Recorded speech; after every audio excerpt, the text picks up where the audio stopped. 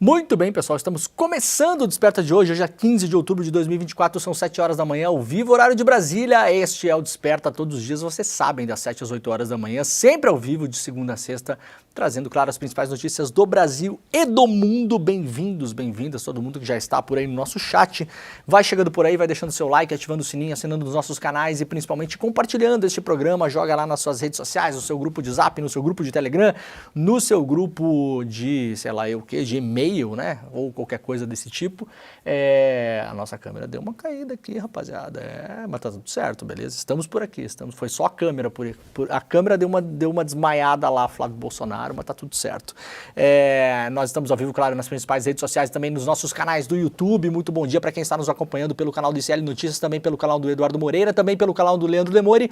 Se você quiser, você sabe, pode nos assistir pela televisão aberta. Estamos ao vivo na boa e velha televisãozinha da vovó lá em Salvador, na Bahia, pela TV Quirimurê, também em Porto Alegre pela Pop TV e em São Paulo pela TVT. Se você quiser nos ouvir pelo rádio, estamos ao vivo em 3 emissoras de rádio em São Paulo. Bom dia para quem está no trânsito nos acompanhando aí, você pode nos sintonizar pelo seu radinho do seu carro, na Rádio Brasil Atual, na Rádio Heliópolis e também na Rádio Cantareira. Este programa se presta, claro, também a ser um programa radiofônico. Na medida do possível a gente vai informando a todos aí das coisas que estão passando por aqui. Se tiver imagem eu faço uma audiodescrição mínima para vocês poderem acompanhar também, claro, como se fosse aquele bom e velho programa de rádio. Muita gente tem o hábito de fazer isso até hoje, né? Eu sou uma dessas pessoas, então bom dia para quem está dirigindo por São Paulo, está indo para a escola, está voltando do trabalho, está indo para o trabalho, está trabalhando em aplicativo, no táxi,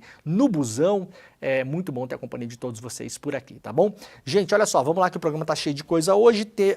Ontem teve vários debates pelo Brasil, né? Teve São Paulo, teve Porto Alegre, teve Curitiba. A gente vai dar uma passada meio geral por tudo aqui, concentrando, claro, em São Paulo, que é, digamos assim, a eleição mais nacionalizada dessas todas também, porque São Paulo está no meio de um apagão e esse foi, obviamente, o grande tema do debate de ontem, mas a gente tem mais coisa por aqui, o programa está com muita notícia hoje, então eu vou dar uma passada rápida aqui por alguns temas e a gente vai debatendo isso aí até às 8 horas da noite, quando então começa o ICL Notícias primeira edição. Beleza? Vamos lá então? Vamos lá para o site do iclnoticias.com.br, o portal de notícias do ICL. Se você não sabe, você pode acessar o iclnoticias.com.br, colocar na sua dieta diária de informação, com atualização, claro, em tempo real de todas as notícias mais importantes. Tem também os nossos cortes dos vídeos, tem um monte de coisa aqui que você pode colocar aí como um dos seus favoritos para toda manhã, né, ou toda tarde, no momento que você acessa notícias, você dá uma passada lá no nosso portal. Chuva afasta risco de incêndios no centro-sul do país, previsão para a semana está na nossa capa, então se você quiser toda a previsão da semana do Brasil aí para a região sul, sudeste, centro-oeste, norte e nordeste. Essa semana a gente não tem nada muito de atenção, né? Na semana passada a gente trouxe aqui a previsão de chuvas que seriam intensas, com possibilidade de vendavais e temporais, o que de fato aconteceu em São Paulo. Essa semana a gente tem uma semana um pouco mais tranquila, em algumas regiões que estavam secas há muito tempo deve chover, isso deve dar uma acalmada nos incêndios, mas por enquanto não há nada de muito, não há nenhum ponto de atenção específico, mas aquilo que eu sempre falo, né? Confira a previsão do tempo da sua região, porque as coisas estão muito malucas, né? O governo toma decisão hoje, terça-feira, sobre o horário de verão. A possibilidade do retorno do horário de verão 2024 será decidida nesta terça-feira pelo Ministério de Minas e Energia. O ministro Alexandre Silveira se reunirá com a equipe técnica em Brasília para avaliar os riscos energéticos. O martelo deve ser batido hoje, segundo o ministro. O ministro de Minas e Energia explicou durante o evento na Itália, na semana passada, que a equipe técnica irá avaliar a necessidade do horário de verão em meio à seca extrema que assola o país. A retomada foi recomendada pelo operador nacional do sistema elétrico.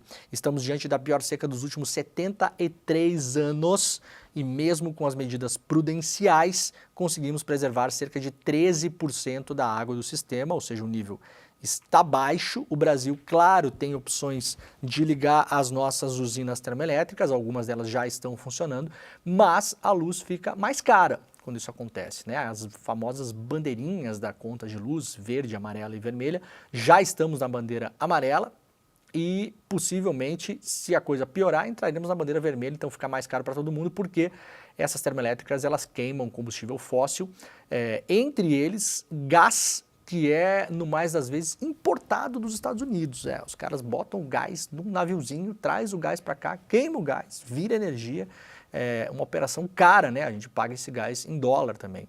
Então é por isso que a energia acaba ficando mais cara. Silveira afirmou que o presidente Lula deu consentimento para que a decisão seja tomada caso necessária, a volta do horário de verão. A reunião dessa terça-feira, portanto, será uma avaliação final dos riscos energéticos. O ministro explicou que é necessário que a avaliação seja imediata para permitir que setores que serão impactados possam se preparar para a mudança. Além disso, afirmou que os próximos meses são importantes para o êxito da estratégia. O ministro refutou que é uma questão ideológica, né? O horário de verão é uma política pública que não deve ficar atrelada à questão ideológica. Ele ainda frisou que, mesmo que seja adotado pelo governo, o retorno não será antes do segundo turno das eleições municipais, previsto para o dia 27. Isso porque pode ter alguma influência, né? Muita gente gosta do horário de verão, aí vai voltar e aí, sei lá, vai votar no Boulos por causa disso. Sei lá se alguém pensa isso. Oba! Horário de verão, vamos votar no Boulos. Acho que não faz nenhum sentido, mas tudo bem, né? De acordo com pesquisa Datafolha, 47% são favoráveis ao retorno do horário de verão e 47% contrários. Eu não sabia disso, achei que a imensa maioria era favorável. Eu odeio horário de verão, odeio. 6 se mostram indiferentes. O levantamento foi feito entre 7 e 8 de outubro pelo Datafolha. Então a decisão, em tese, é para tentar economizar energia, né? Muita gente que eu já vi por aí fala que isso não faz mais muito sentido porque o que gastava mais energia antigamente também, que eram as lâmpadas, não são mais um grande problema, né? Haja visto que muita gente hoje tem lâmpadas mais econômicas e os eletrodomésticos que mais gastam energia elétrica, geladeira e tal, ficam ligados de modo permanente. Então essa relação não aconteceria mais com tanta frequência e a economia seria muito baixa para você tomar essa decisão. No entanto, aguardemos, né? Talvez hoje a gente descubra se volta ou se não volta o horário de verão. Pix terá novas regras a partir de novembro. Alguns aparelhos terão que ser cadastrados. O Banco Central publicou recentemente os mecanismos de segurança do Pix foram aprimorados e, devido a isso, o sistema de pagamento instantâneo terá mudanças a partir já de 1º de novembro, ou seja, daqui a 2 semanas, é isso, né? Outubro, novembro, daqui a 2 semanas. O novo sistema de segurança do Pix limita transações a R$ 200 por transferência feitos a partir de aparelhos novos e R$ 1.000 em total de transações diárias para celulares e computadores que não estejam cadastrados. Para passar desse limite, você terá que cadastrar o seu aparelho, tanto o celular quanto o computador. Aparelhos que sejam desconhecidos pelo sistema bancário vão precisar ser cadastrados. Isso aí é para evitar golpe, né? Muitas vezes a gente sofre aí, ataques pelas redes sociais. Clica em links desconhecidos, as pessoas conseguem capturar os nossos dados, acessam o nosso Pix, fazem Pix para outras contas. Então, se o aparelho for desconhecido, vai limitar esse Pix para R$ 200 por transação ou R$ 1.000 diário. Para fazer limites maiores, é preciso fazer um cadastro. Essas medidas, segundo o Banco Central, ajudam a evitar possíveis golpes e fraudes. Portanto, se você está acostumado a fazer transações maiores do que isso pelo Pix, para pagar conta, transferência, aquela coisa toda, você vai precisar fazer um cadastro. Esse cadastro estará no site do Banco Central ou nos bancos? Deixa eu ver aqui. Os bancos deverão disponibilizar informações sobre os cuidados para evitar as fraudes. Cadê o cadastro aqui? Eu acho que é no Banco Central, né? Isso, é no Banco Central. Então, assim que a gente tiver direitinho, a gente vai trazer para vocês aqui o link, até para vocês poderem clicar diretamente no link do iclnoticias.com.br e evitar golpes, né? Os golpes acontecem, no mais às vezes, com links clicados pela internet. Laboratório de casos de órgãos com HIV diminuiu o controle de qualidade para ter lucro, diz a polícia. O PCS Lab Salem, laboratório que está sob investigação por emitir laudos com falsos negativos para HIV no Rio de Janeiro, operava com redução do controle de qualidade para obter lucro, disse André Neves, diretor-geral do Departamento da Polícia Especializada do Rio de Janeiro. houve uma quebra do controle de qualidade para maximização de lucros, deixando de lado os reagentes que precisam ser analisados, disse a polícia. Segundo o delegado, houve uma determinação para que a análise dos reagentes, que deveria ser diária, passasse a ser semanal. Assim, disse o delegado, diminuíram o controle e assumiram com essa lacuna a chance de ter uma falha. Uma operação da Polícia Civil do Rio de Janeiro tem o objetivo de identificar os responsáveis pela emissão dos laudos errados, cumpriu 11 mandados de busca e apreensão e 4 prisões na cidade do Rio e em Nova Iguaçu, na Baixada Fluminense. Esse aqui é o caso aquele das pessoas que receberam órgãos, né, em transplantes, e esses órgãos estavam infectados com HIV. O laboratório foi contratado para fazer mais de 160 mil exames em 4 UPAs na Zona Oeste. Um dos contratos da Fundação Saúde com o laboratório PCS, investigado pelos exames que não constataram a presença de HIV no sangue de doadores de órgãos, previa a prestação de serviço de análises clínicas em 4 UPAs na Zona Oeste do Rio de Janeiro. Só nessas unidades, que ficam em Campo Grande, são 2 unidades, Bangu e Realengo, a previsão é que fossem feitos mais 160 mil exames em 6 meses, de fevereiro a agosto do ano passado. O contrato é de R$ 2.100.000, foi assinado em regime emergencial e sem licitação em fevereiro do ano passado. E agora, é claro, vai precisar analisar tudo isso, né? Vocês imaginem esse mesmo laboratório analisando 160 mil exames em UPAs, né? Vai saber o que foi feito nesses exames todos, né? Abrindo uma grave crise aí, né, no Rio de Janeiro, no pós-eleição, né? Entidades de Frei Davi e Padre Júlio vão à justiça contra a propaganda e acesso de crianças a sites de bets. As entidades Educafro Brasil e o Centro de Defesa de Direitos Humanos Padre Ezequiel Ramin, lideradas por Frei Davi Santos e Padre Júlio Lancelotti, ajuizaram as 3 primeiras de uma série de ações civis públicas contra várias plataformas de bets, né? Os nomes todos estão aqui no clnoticias.com.br, né? Bet Nacional, Mr. Jack, PagBet, PixBet, Flabet, Bet da Sorte, Superbet Brasil, todas essas, a maioria a gente conhece aí pelos times de futebol, né? São patrocinadores de vários times de futebol. As ações foram ajuizadas no Tribunal de Justiça de São Paulo. As ações requerem que as empresas adotem de forma urgente tecnologia de biometria e reconhecimento facial para impedir o acesso de crianças. Isso já é feito em vários países aí pelo mundo, né? Você vai acessar o aplicativo da Bet, ele funciona como um aplicativo de banco, por exemplo. Você pode usar a biometria ou reconhecimento facial de um adulto, né? Se você for uma pessoa responsável. E aí você evita que crianças possam acessar esses sites. As entidades demandam que cada empresa de bet pague 500 milhões de reais em danos morais coletivos destinados a um fundo de promoção de direitos difusos e coletivos gerido por entes públicos. Isso é importante falar, não é que o Frei Davi e o Padre Júlio querem que esse dinheiro seja depositado na conta deles, tá? Vai ser depositado, caso isso aqui prospere, né, em um fundo que vai ser gerido por entes públicos, aí a definir quais entes públicos poderão gerir esse fundo. Também é solicitado o pagamento de danos materiais e morais a cada adolescente que comprove, acompanhado por seus pais ou responsável, ter sofrido abalos decorrentes do acesso às plataformas. Olha, foi ontem que a gente falou? Não, foi semana passada, eu acho, na sexta-feira, né? Não lembro. Sobre as emendas PIX, como elas foram as verdadeiras vencedoras das eleições pelo Brasil, aí, elegendo vários prefeitos e vereadores, e por que elas são danosas, emenda PIX, emenda secreta, orçamento secreto, emenda boleto, emenda cartão, sei lá, não importa o nome, né? Tem várias variáveis dessa história toda aí, mas eu fiz uma explicação aqui para a gente entender juntos aqui por que é um problema, né? Você não tem esse dinheiro via executivo passando por análises de ministérios e necessidades técnicas de você instalar numa cidade uma UPA ou um ginásio de esportes, né?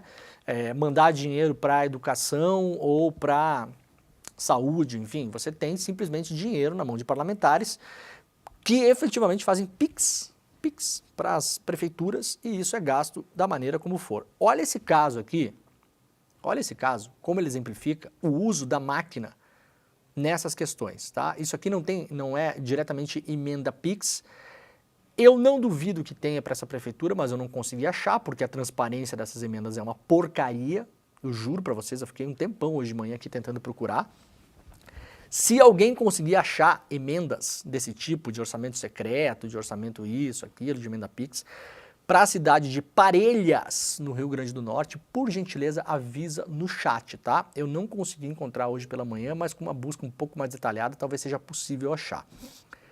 Mutirão de cirurgias de catarata, à véspera das eleições, causa infecção e deixa 6 pacientes sem olho no Rio Grande do Norte. Isso aqui é um exemplo, assim, cristalino da conversa que a gente teve sobre as emendas na semana passada. Olha só. Um mutirão de cirurgias de cataratas feitas no dia 27 de setembro, pela Prefeitura de Parelhas, no Rio Grande do Norte, município de 21 mil habitantes, a 262 quilômetros de Natal, deixou 15 pacientes com quadros de infecção nos olhos. 6 deles tiveram que retirar o globo ocular, segundo a Prefeitura. Reporta hoje o jornal O Globo. As cirurgias foram feitas 8 dias antes das eleições municipais, em que o atual prefeito Tiago Almeida, do PSDB, foi reeleito. A prefeitura afirma que as infecções foram causadas por uma bactéria e que tem dado todo o suporte necessário para os pacientes. Outras 28 cirurgias foram realizadas em 28 de setembro, um dia depois. Nessas não houve registro de infecções. Sobre a proximidade das cirurgias com as eleições, o prefeito alega que o trabalho da gestão municipal não poderia parar por causa da campanha. Claro, né? Você concentra tudo ali uma semaninha antes, né, das eleições. Óbvio, né, prefeito? A saúde continua, não pode parar. Eu não podia parar por causa das eleições, até porque a gente tem filas constantes. As 50 pessoas que fizeram cirurgias, mesmo que você multiplicar por 4, pensando nos familiares, não teria alteração na eleição. Eu ganhei com uma diferença de 7 mil votos, disse ao rebater a alegação de ganho eleitoral, como se fosse a única coisa que prefeitos fizessem antes da eleição, né? Só fez o mutirão da catarata, né, prefeito? No mais, ficou em casa vendo Netflix, né? Devido à proximidade com as eleições, uma das coligações da cidade entrou com uma ação investigativa na Justiça Eleitoral, apontando abuso de poder político por parte do prefeito. E aí o Globo conta aqui, né, a história de várias dessas pessoas que tiveram esse prejuízo, né, na sua saúde, né. Então, galera, é o seguinte, a atual gestão, segundo informa a própria prefeitura, realizou 400 cirurgias de cataratas em 4 anos, tá? 400 em 4 anos, né, prefeito? Vamos fazer a conta aí? E aí, as vésperas da eleição, fez umas 50, né?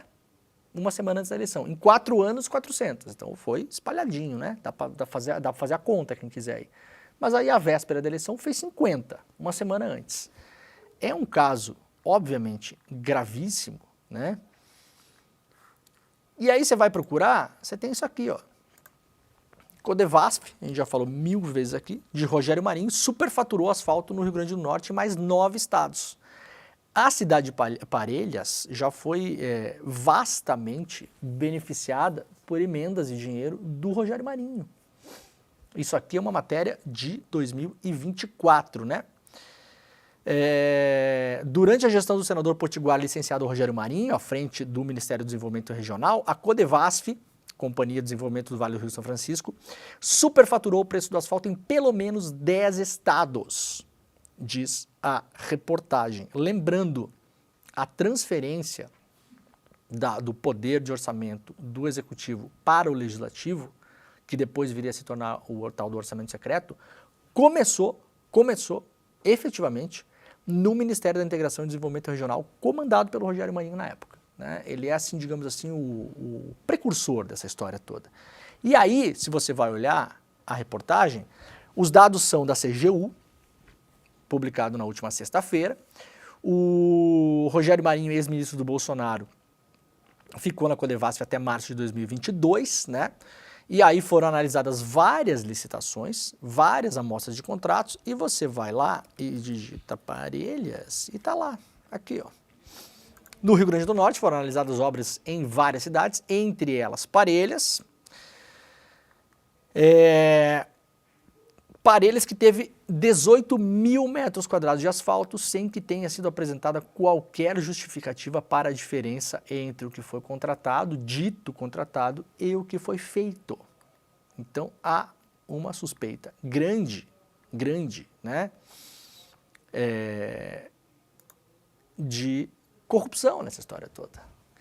Em cidades como Lagoa Nova e Parelhas, diz a reportagem, mesmo nas vias mais extensas, não há indicação da quantidade do serviço executado, que é justamente o que eu falei aqui desse tipo de gestão de emenda. Você manda e aí resolve lá na ponta, né? A CGU diz que não é possível saber se o material apresentado foi realmente retirado das obras, que era um dos custos das obras. Isso ocorreu na rua João José de Oliveira Neto, em Parelhas. Está aqui também, né? Então, olha, eu não consegui ter mais tempo hoje pela manhã para procurar, mas se for procurar orçamento secreto aí, emenda Pix e não sei o que, vai chegar, né?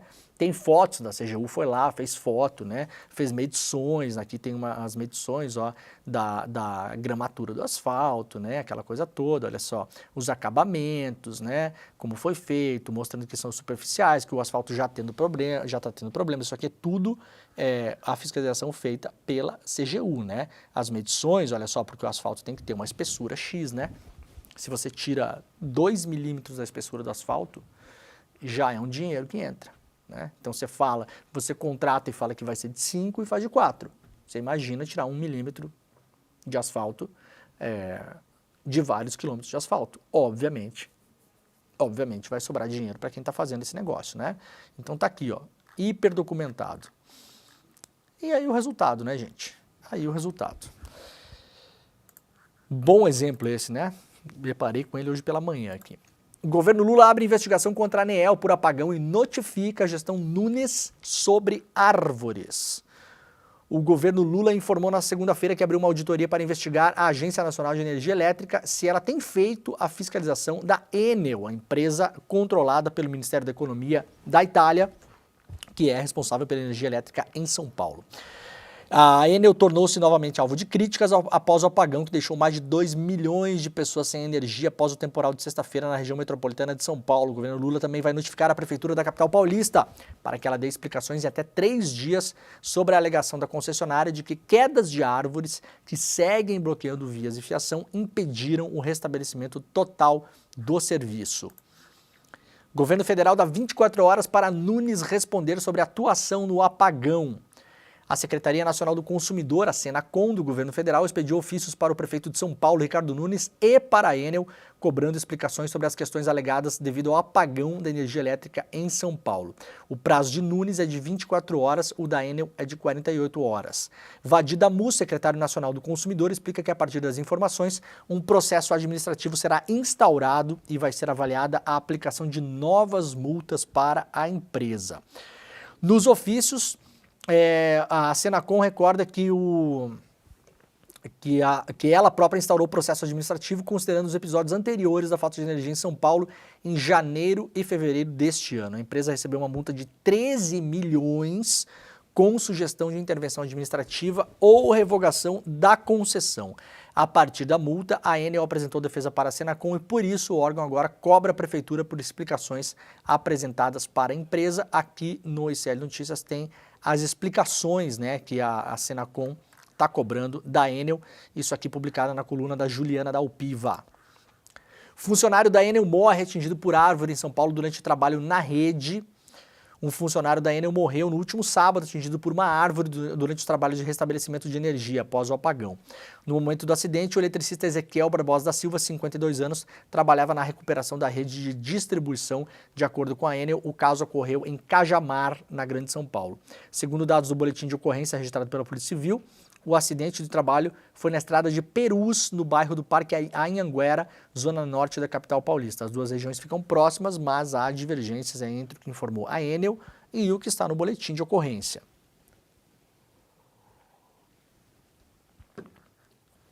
A vítima foi socorrida pelo SAMU, levada à UPA de Perus, onde acabou falecendo. Em CPI da Câmara, aliados de Nunes barraram investigação sobre a precarização da Enel. Matéria assinada pela Bia Abramo, nossa colega aqui do ICL Notícias, após o apagão que deixou mais de 2 milhões sem luz em São Paulo, reacendeu-se o debate sobre a responsabilidade tanto pela falta de energia quanto pela lentidão da volta dos serviços da Enel. A Enel, concessionária de energia em São Paulo, fica repetindo, claro, as explicações do apagão de novembro de 2023, que foi muito vento, é muita chuva, é muita árvore, é muita coisa, gente. Vocês também, ai meu Deus do céu, é muita coisa, entendeu? É fio, é luz, entendeu? É complexo, né? Pra que cobrar a Enel, coitada, né? O prefeito e candidato à reeleição, Ricardo Nunes, voltou a chamar a empresa, a Enel, inimiga do povo de São Paulo. Claro, Nunes não vai dar esse mole, né? Vai botar o coletinho laranja, a lá Eduardo Leite, né? E dar aquela desfilada, né? Só que contrasta as reclamações do Nunes, que chama a empresa de inimiga do povo de São Paulo, com a atuação de seus aliados, que integraram a CPI da Câmara de São Paulo, que investigou o apagão de 2023, porque eles impediram na CPI a investigação sobre a precarização dos serviços da Enel, consequência da privatização. Ou seja, o Nunes, enquanto veste o coletinho laranja,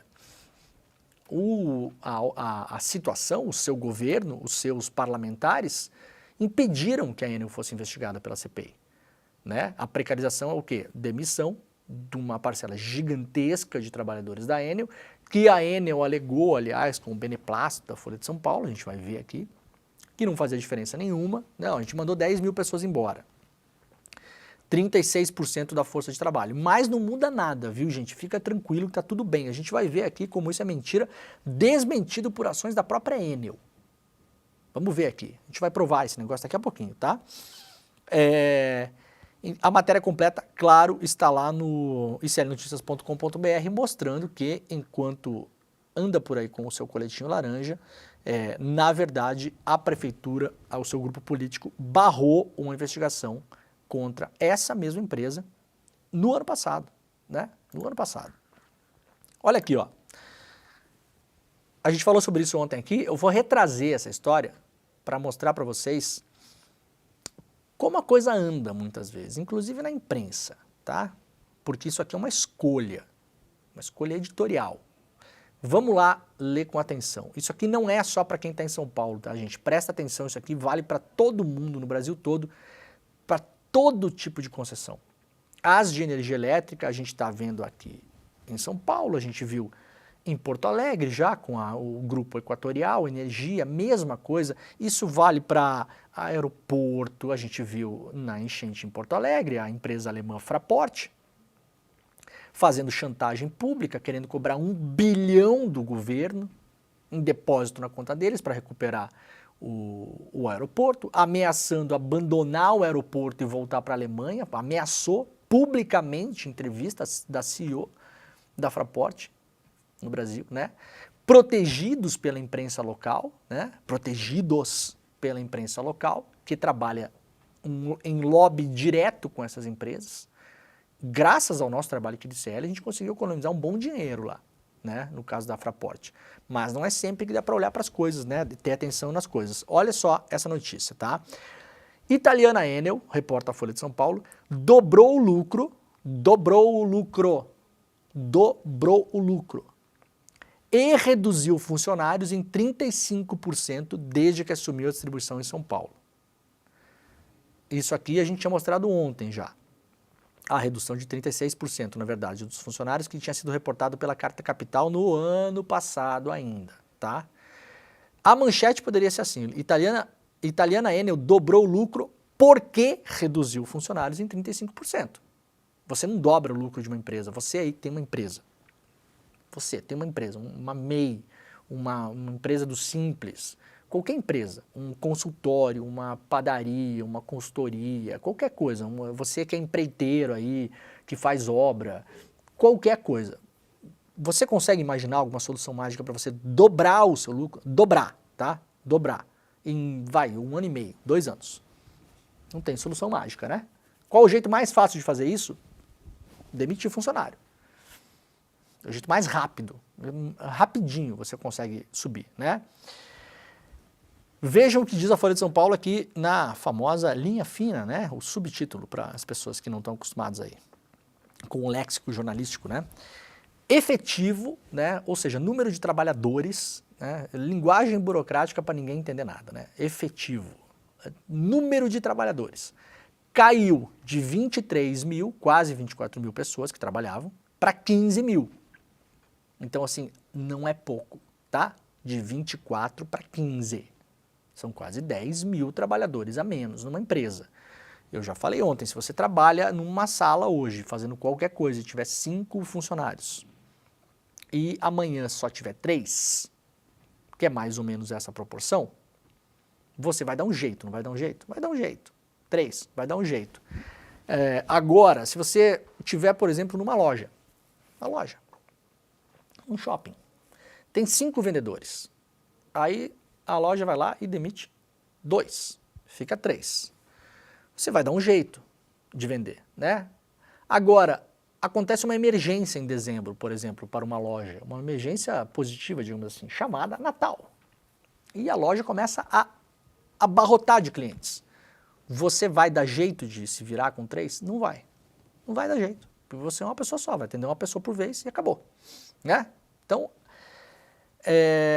aí o que diz a Folha? Especialistas, no entanto, a Folha reporta isso, dobrou o lucro, demitiu 35% da força de trabalho, quase 10 mil funcionários. Venha me convencer que isso não faz diferença na tocada da empresa, mas a Folha já ouviu especialistas que dizem que ainda não é possível atribuir demora a essa redução de trabalhadores. Especialistas quais? Você pode ouvir 4 milhões de especialistas escolhendo os especialistas que você quer ouvir, né? Isso aqui é uma escolha do jornal, escolha editorial do jornal, para dar a famosa passada de pano, né? A Enel assumiu a concessão em São Paulo em 2018. Desde 2019, o primeiro ano completo das operações, ela dobrou o lucro, eu vou falar de novo, e diminuiu 35% da massa de trabalhadores.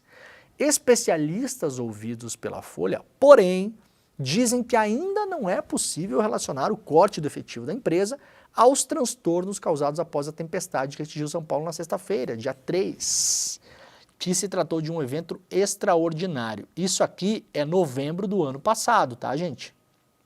Novembro do ano passado. Então, é inacreditável, né? Ai, ai. Desde que adquiriu a concessão, a Enel vem conseguindo melhorar o resultado financeiro. O lucro em São Paulo passou de 777 milhões em 2019 para 1,5 bilhão em 2022. Tá bom? 2 anos, dobrou o lucro da empresa. 1,5 bilhão quase em 2022.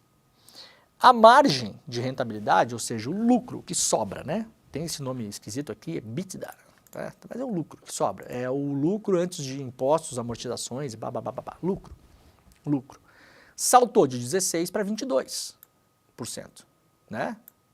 É um lucro extraordinário, né? É um lucro extraordinário. Tem vários setores da economia que a margem de lucro é muito mais baixa do que isso, mas muito mais baixa do que isso. Nesse processo, a companhia promoveu um grande enxugamento de seu quadro pessoal. Veja as palavras usadas, né? Enxugamento, é bom, né? Enxugar a máquina. Vamos enxugar a máquina. A máquina está muito carregada, então a gente vai dar uma enxugada, né? Que caiu, claro, dos 24 mil para 15 mil de colaboradores, próprios e terceirizados. Então isso aqui não é nem só funcionário da empresa, nessa conta aqui os caras estão contando os terceirizados.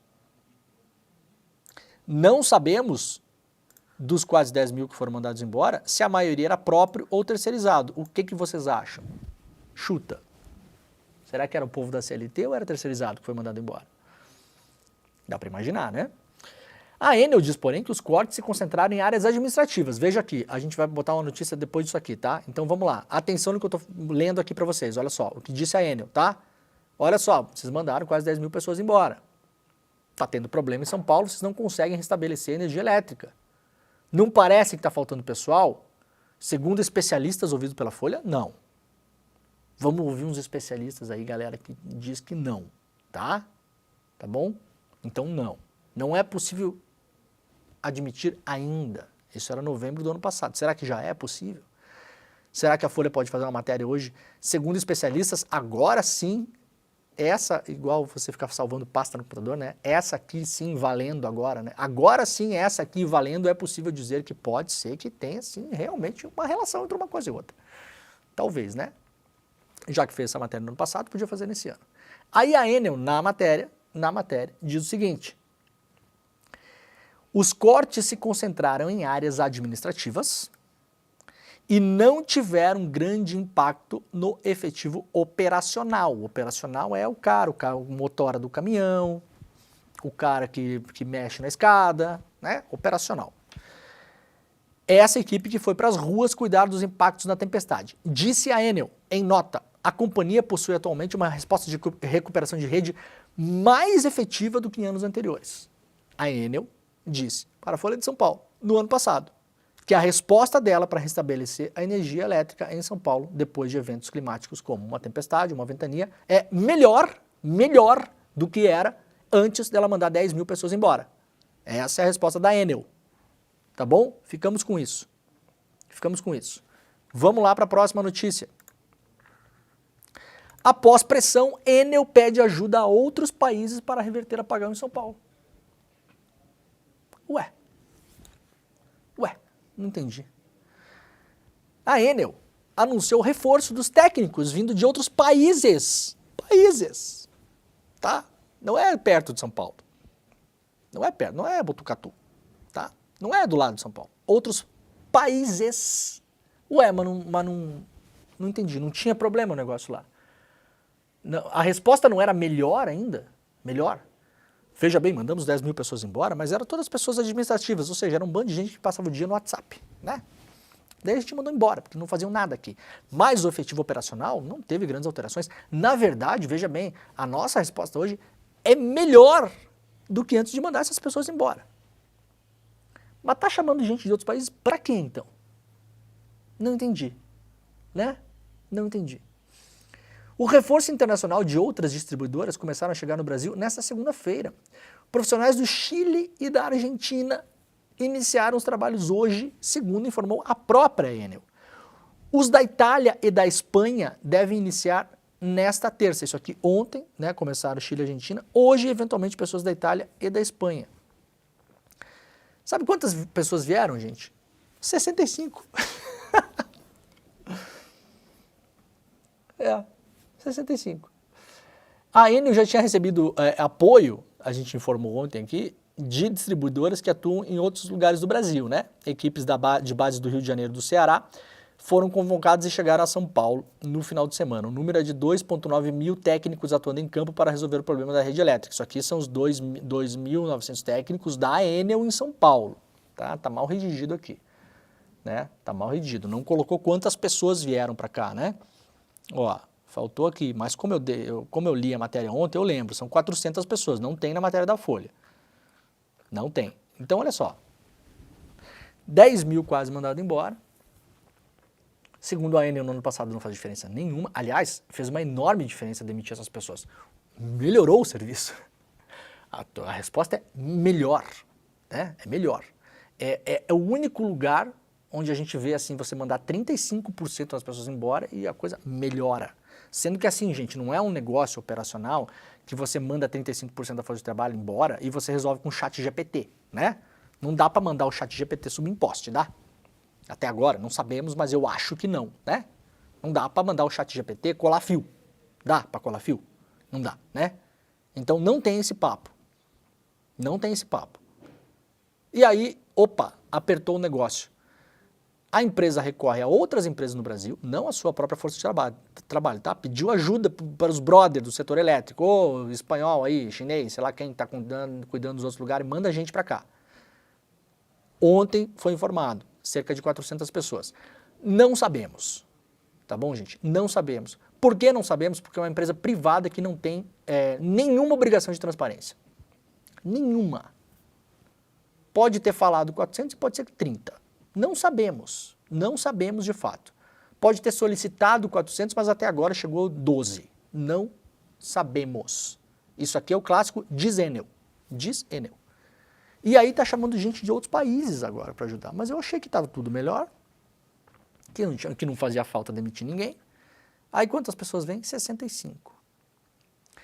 Então, ó, quem está sem luz em São Paulo aí, espera sentado, tá? Espera sentado. E mais uma coisa, que é a mesma coisa que a gente falou no ano passado. Vai acontecer de novo. Vai acontecer. De novo. Espera a próxima ventania. Vai cair e vai demorar. São Paulo fica 5 vezes mais tempo sem luz do que cidades atendidas pela Enel na Itália. É óbvio, gente. É óbvio. Em comparação internacional, a capital paulista perde também para metrópoles como Tóquio, Londres, Santiago e Cidade do México, mas supera Buenos Aires e Nova Delhi. Oba! Ainda não virou Argentina, então, né? Levantamentos internacionais que avaliam interrupções de fornecimento de energia mostram que São Paulo fica cerca de 5 vezes mais tempo no escuro do que municípios atendidos pela Enel na Itália, a terra natal da empresa. Cidades como Nápoles, Turim, Florença, por exemplo, ficam em média 1 hora no escuro no ano. As 3 cidades estão na área de atuação da Enel, né? Lá na Itália. Em São Paulo, a taxa é de 6 horas e 47 minutos. Isso aqui é uma média, né, gente? Para todo mundo. Tem gente que fica dias sem energia elétrica e essa média cai, claro, porque os bairros mais bacanas não ficam sem energia, né? Então, isso aqui é igual ao PIB per capita, né? Qual que é o PIB per capita? Ah, é 12 mil dólares. Sim, mas tem um cara que ganha 38 mil dólares e o cara que ganha 2. Mesma coisa aqui, né? A Enel é a grande empresa de energia da Itália e, claro, mesmo em cidades zoadas que nem Nápoles, Nápoles é uma cidade mega zoada. Eu adoro, amo, fui algumas vezes para lá. Levei meus pais para conhecer tudo, tá? Mas é uma cidade mega zoada, gente. É um caos, um caos, um caos. Maior do que São Paulo. Nápoles é a legítima várzea, né? Mesmo lá, a energia não cai, né? Não cai. É muito raro cair energia. Eu vivi alguns anos na Itália, olha, eu não lembro mesmo, eu não tô forçando a mão não, tá? Eu não lembro de ter ficado sem energia elétrica. Não lembro. E morei em algumas cidades, inclusive, não morei em uma só. Não lembro de um dia que eu fiquei sem energia elétrica. Nem com temporal, nem com terremoto que pegamos. Nem com neve, nada. Não lembro. Apagão, periferia concentra pedidos de poda não atendidos pela prefeitura, reporta hoje aqui o Leonardo Sakamoto, lá no UOL.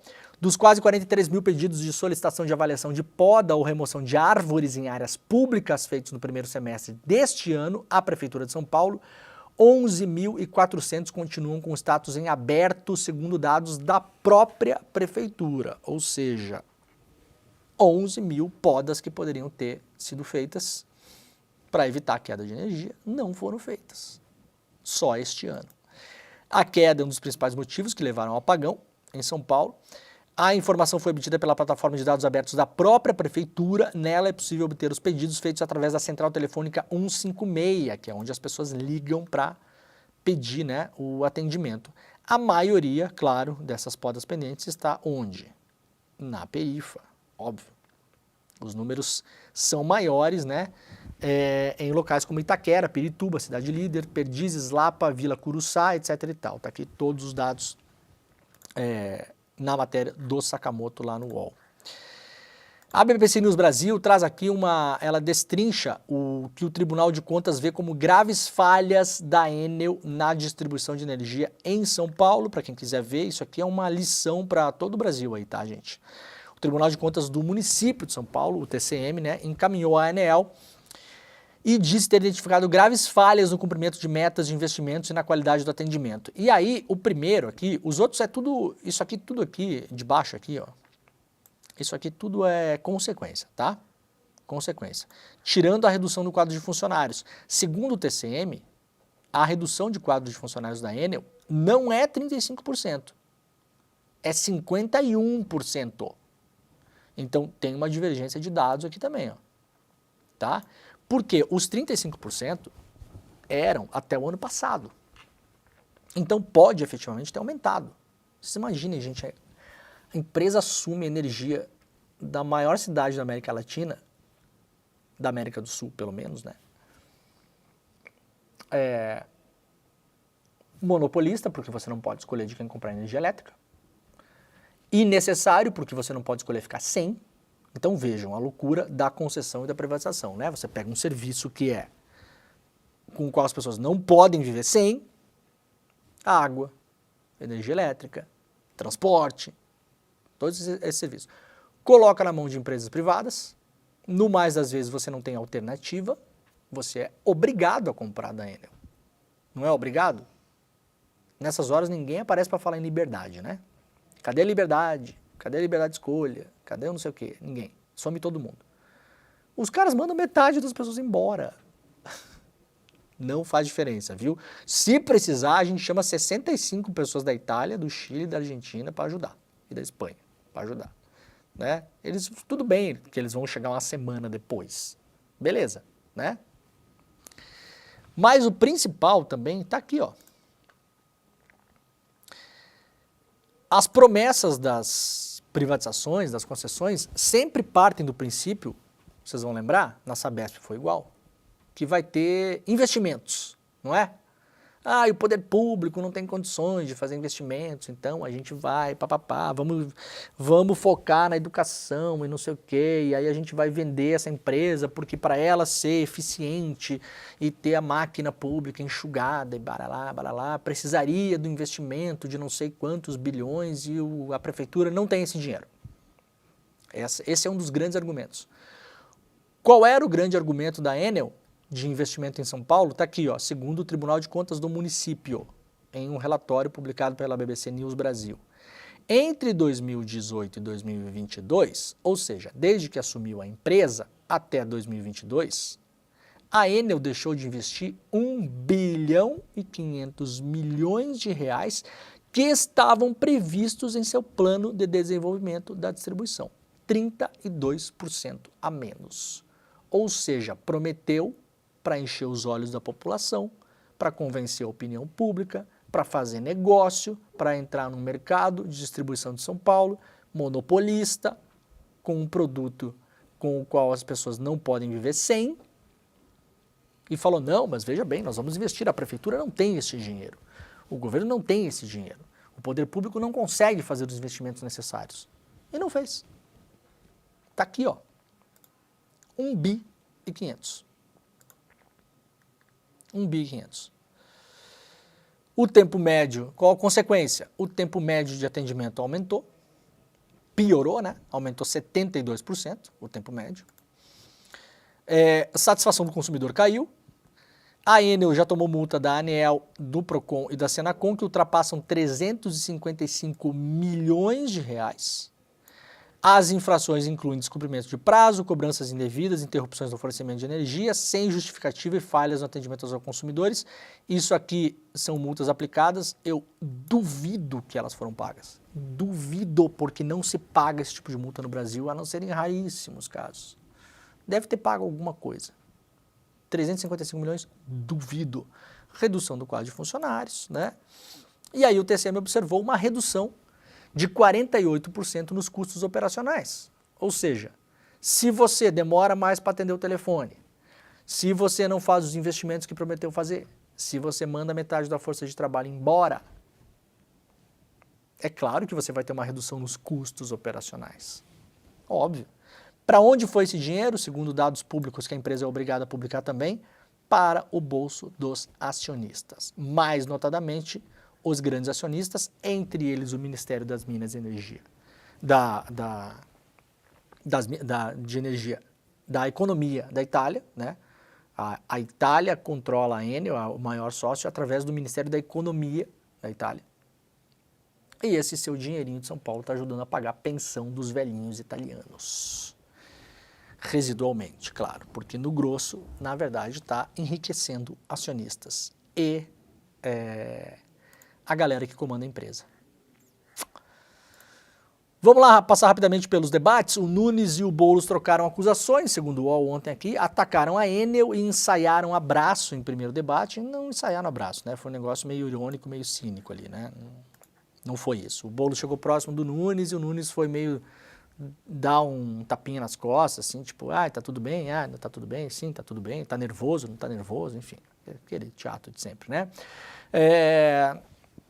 O debate aconteceu na Bandeirantes, que fez vários debates pelo Brasil, né? O Boulos cobrou Nunes de ações da prefeitura durante o apagão. O prefeito afirmou que trabalhou dia e noite. Ambos defenderam a saída da Enel. Lula e Bolsonaro foram citados pelos candidatos em troca de acusações sobre responsabilidades pela falta de luz, né? O Nunes tentando jogar para o colo do governo federal. E o Boulos lembrando que a diretoria atual da ANEEL, que é a Agência Nacional de Energia Elétrica, que deveria fiscalizar a Enel italiana, é indicação do governo anterior. Não é desse governo, é indicação do governo Bolsonaro. O debate teve aquele modelo de tempo livre, né? Cada um tinha 10 minutos e fazia a gestão do seu tempo como queria ali. O Boulos desafiou o Nunes a abrir o sigilo bancário, né? Acusou o Nunes de estar envolvido em várias maracutaias aí, né? No mínimo investigado, né? É creche, é merenda, é armadilha para mosquito, é uma série de coisas, né?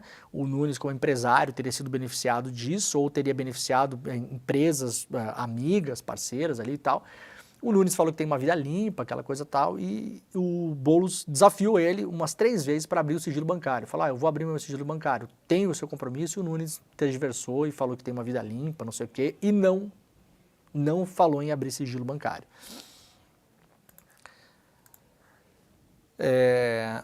Que é destaque no UOL hoje, é que essa coisa do sigilo bancário, né? O Nunes deu indireta na Marta, né? E o Boulos citou o coronel lá, o vice do Nunes, os vices viraram tema do debate. O Nunes fez alusão a taxas em comentário e Boulos associou Você sabe que tem pessoas ligadas a você, né, disse o Nunes, que tem apelido voltado à questão de impostos e taxas.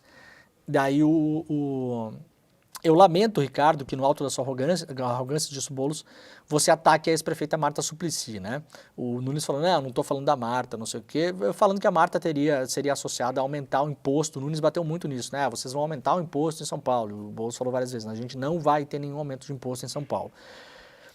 Porque a candidata, a Marta Suplicy, que é a vice do Boulos, esteve à frente da prefeitura de São Paulo entre 2001 e 2005, e ele argumenta que teve aumento de impostos na época na cidade, né?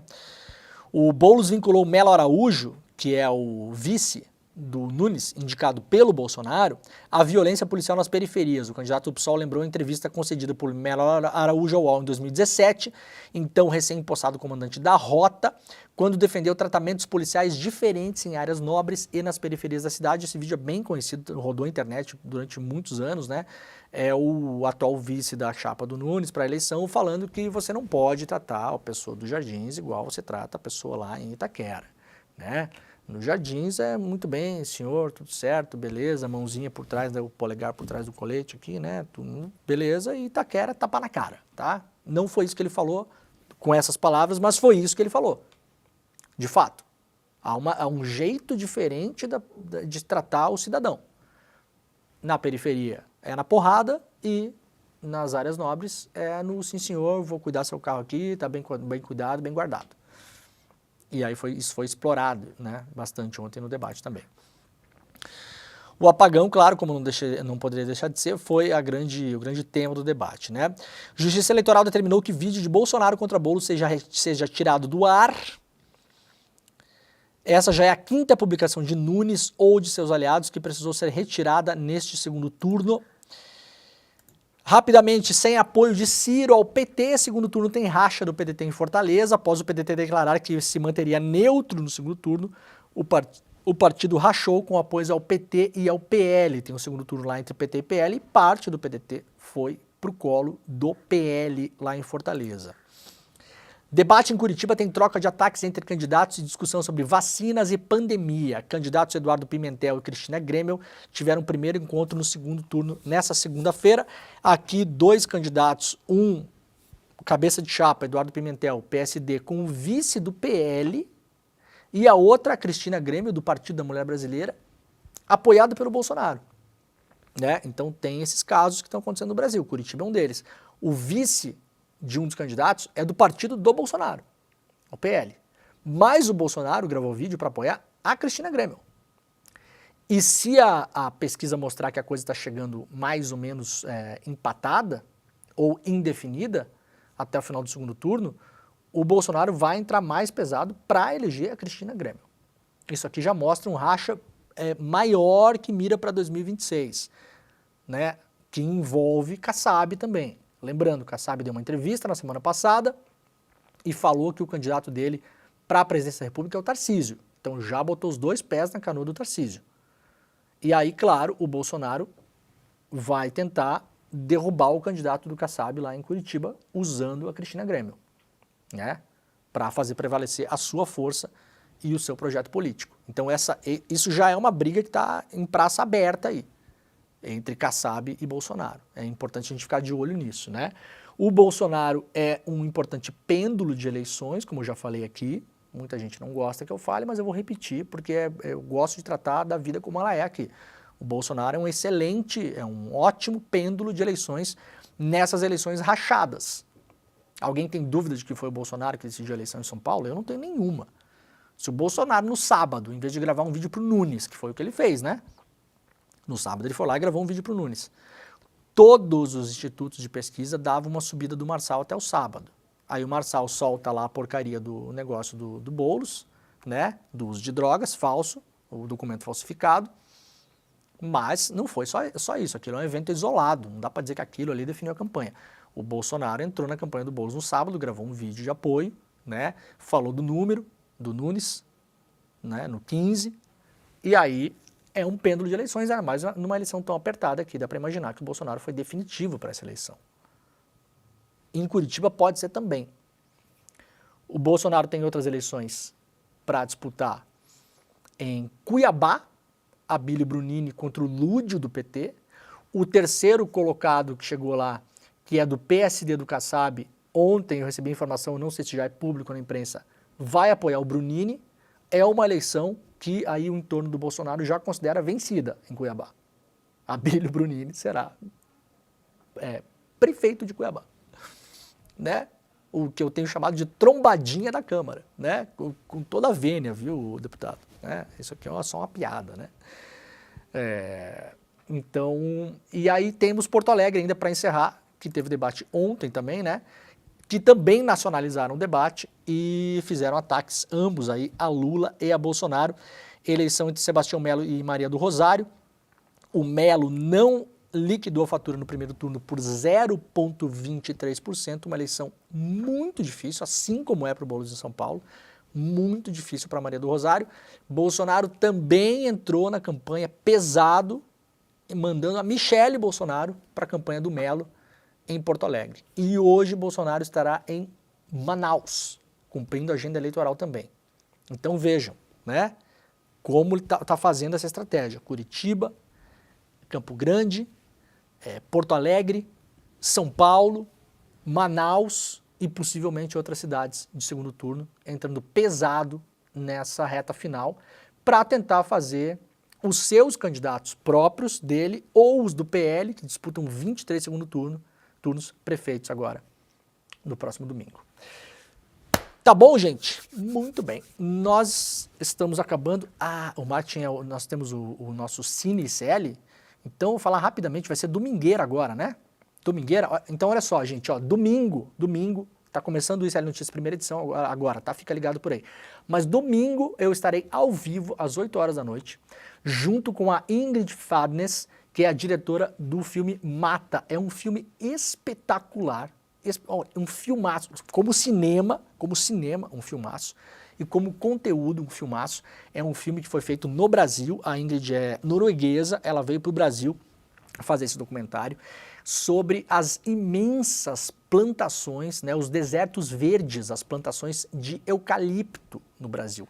É surpreendente, juro para vocês, assim, ela encontrou uns personagens incríveis, mostrando como aquelas florestas são tudo menos florestas e tudo o que causa no meio ambiente. A gente conseguiu com exclusividade os direitos para transmitir o filme vai ser transmitido às 8 horas da noite de domingo, ao vivo aqui no ICL, para você fazer a inscrição é o despertaecl.com.br. É só colocar o seu e-mail, a gente vai mandar para vocês por e-mail o link do filme. Olha, é um dos filmes sobre meio ambiente, um dos melhores filmes que eu já vi na minha vida mesmo. É espetacular.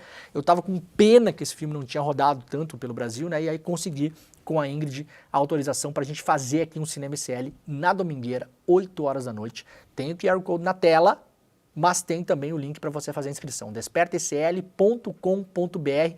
A gente se vê domingo e vai ter uma conversa, uma entrevista com a Ingrid, a gente vai estar ao vivo no domingo para falar sobre o filme. Então tem o filme e depois tem uma conversa, um debate sobre o filme, uma entrevista que eu fiz com a Ingrid, a gente vai estar juntos nesse domingo, tá bom? despertaecl.com.br, está começando o ICL Notícias primeira edição, desculpa o atraso, beijo, tchau.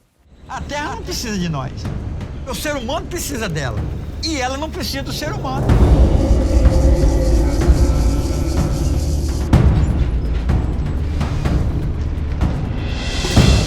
A gente tem tido visões e sonhos, a floresta vindo em forma de animal, se transformando em seres e falando com a gente que está pedindo socorro.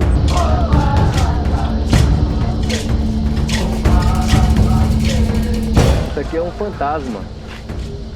Isso aqui é uma mata morta. O protagonismo indígena é esse. Nós estamos aqui, a mata é nossa, se quiserem cometer não, se passar por cima, pode vir.